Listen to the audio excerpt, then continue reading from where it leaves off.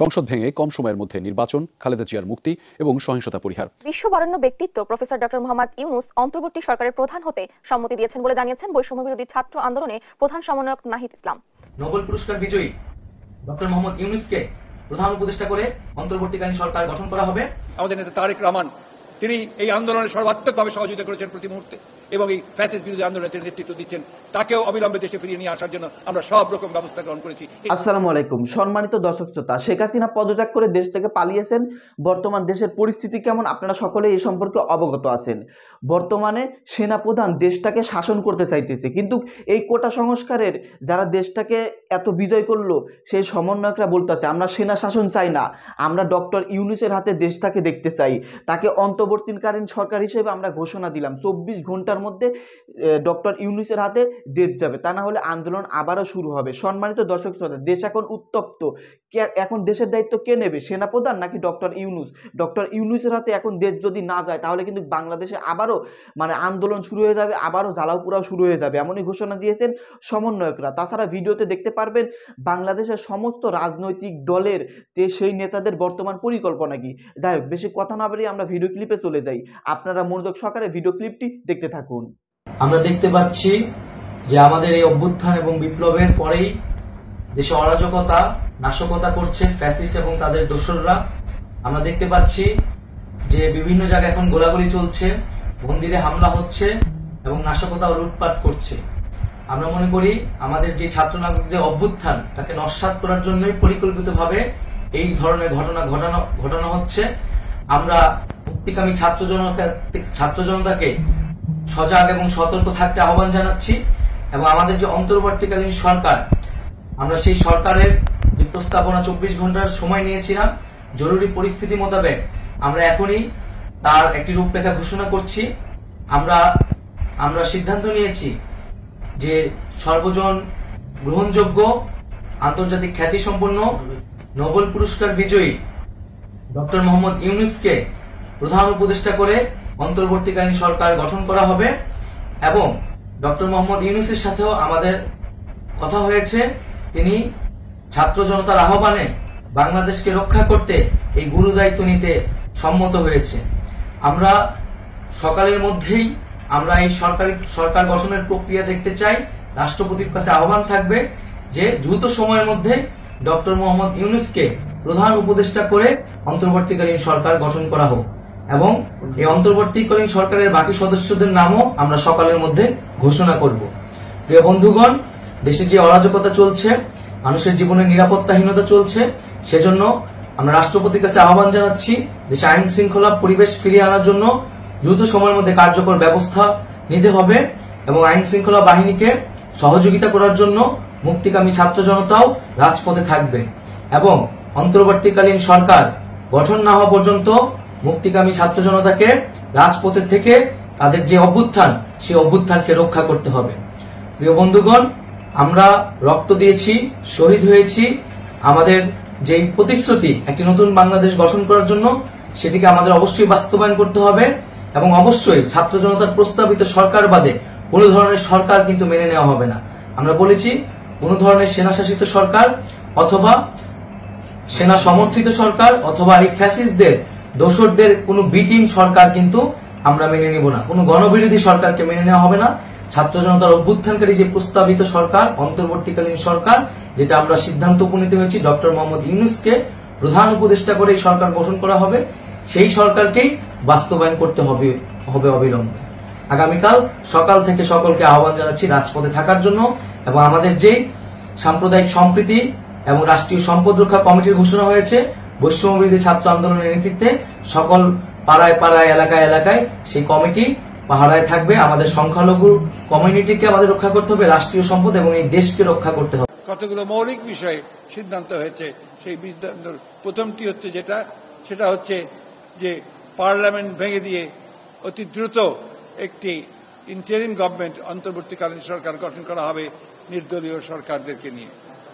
আজকে সিদ্ধান্ত হয়েছে যে দেশনেত্রী বেগম খালেদা জিয়াকে অবিলম্বে কোনো কালক্ষেপ না করে তাকে মুক্তি দেওয়া হবে।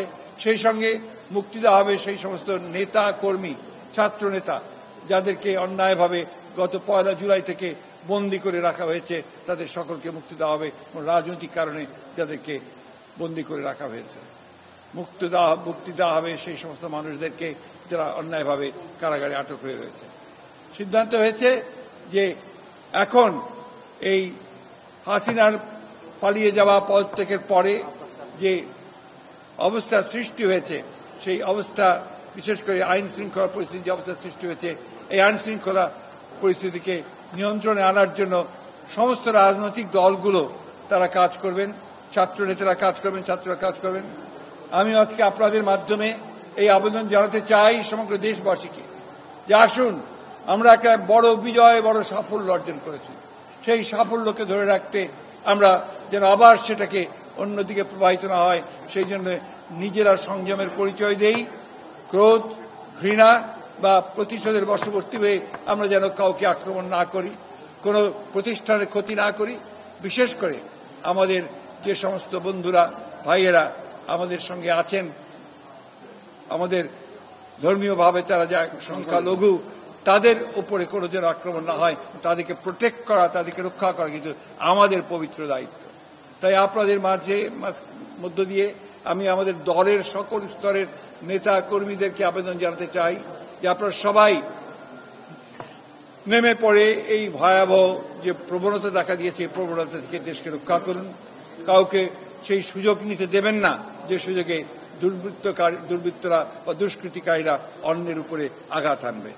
দেশনেত্রী বেগম খালেদা জিয়া আপনাদের সকলের কাছে সেই আবেদন জানিয়েছেন যে ধৈর্য ধরুন, শান্ত হন এবং দেশকে রক্ষা করুন, জাতিকে রক্ষা করুন। আজকে যে উদ্যোগ নেওয়া হচ্ছে সেই উদ্যোগকে সফল করুন। আবারও আমি আমার ছাত্র নেতাদেরকে, সমন্বয়কারীদেরকে, ছাত্র বন্ধুদেরকে যারা সবাই আন্দোলনে শরিক হয়েছেন, তাদেরকে আমরা আজকে সহযোগিতা করি এবং তাদেরকে অভিবাদন জানাই। সেই সঙ্গে আমি আবারও এই কথাটা আবার আপনাদের মধ্যে তুলে ধরতে চাই, যে নেতা আমাদের মাঝে নেই, তাকে অন্যায়ভাবে মিথ্যা মামলা দিয়ে বিদেশে নির্বাসিত করা হয়েছে, আমাদের নেতা তারেক রহমান, তিনি এই আন্দোলনে সর্বাত্মকভাবে সহযোগিতা করেছেন প্রতি মুহূর্তে এবং এই ফ্যাসিস্ট বিরোধী আন্দোলনে তিনি নেতৃত্ব দিচ্ছেন। তাকেও অবিলম্বে দেশে ফিরিয়ে নিয়ে আসার জন্য আমরা সব রকম ব্যবস্থা গ্রহণ করেছি। ইনশাআল্লাহ সেটা আমরা সফল হব। অশান্ত রাজপথ, অস্থির রাজনীতি, দেশের ভবিষ্যৎ নিয়ে গোটা জাতির চোখ বিকেল থেকে বঙ্গভবনে। সন্ধ্যা ৭টার পর থেকে রাষ্ট্রপতি মোহাম্মদ শাহাবুদ্দিন চুপ্পুর সঙ্গে বৈঠক শুরু হয় রাজনৈতিক নেতাদের। ছিলেন সেনাবাহিনী প্রধান জেনারেল ওয়াকারুজ্জামান, নৌবাহিনী প্রধান অ্যাডমিরাল এম নাজমুল হাসান, বিমান বাহিনীর প্রধান air chief marshal Hasan Mahmud Khan. Quota বিরোধী আন্দোলনের নিহতদের স্মরণে শোক প্রস্তাব দিয়ে শুরু হওয়া আলোচনায় সিদ্ধান্ত হয় কম সময়ের মধ্যে একটি অন্তর্বর্তীকালীন সরকার গঠনের। পার্লামেন্ট ভেঙে দিয়ে অতি দ্রুত একটি ইন্টারিম গভর্নমেন্ট, অন্তর্বর্তীকালীন সরকার গঠন করা হবে নির্দলীয় সরকারদেরকে নিয়ে। আজকে সিদ্ধান্ত হয়েছে যে দেশনেত্রী বেগম খালেদা জিয়াকে অবিলম্বে কোনো কালক্ষেপ না করে তাকে মুক্তি দেওয়া হবে।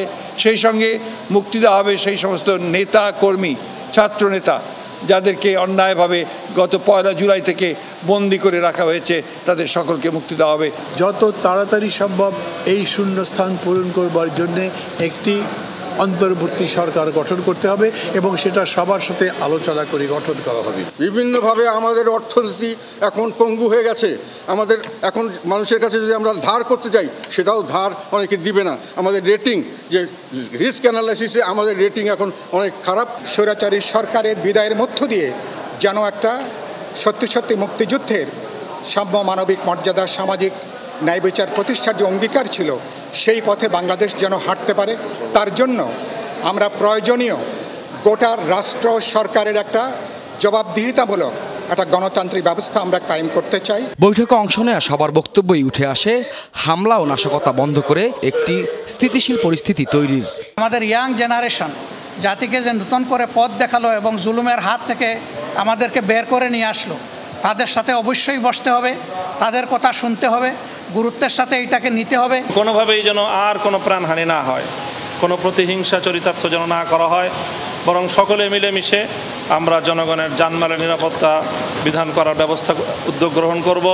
আমি জানি পুলিশ বাহিনীর কেউ কেউ বাড়াবাড়ি করেছে, কিন্তু আমি এরকম ফুটেজও দেখেছি যে পুলিশ বাহিনীর একজন আহত একজন ছাত্রকে কাঁধে করে নিয়ে যাচ্ছে, শিশুর মতো করে নিয়ে যাচ্ছে। সাম্প্রদায়িক সম্প্রীতি রক্ষাসহ আন্দোলনের নেতৃত্ব দেওয়া বাকি সমন্বয়কদের সঙ্গে আলোচনার পরে করণীয় ঠিক করা হবে বলেও জানান নেতারা।